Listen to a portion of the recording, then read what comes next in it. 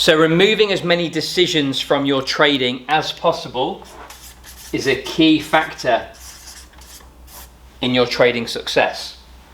Decision fatigue is a real thing, and that's why people like Mark Zuckerberg wear the same t-shirt every morning.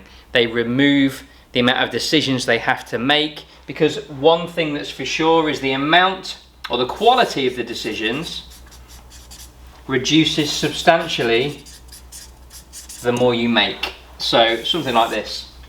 So less decisions, better decisions, more decisions,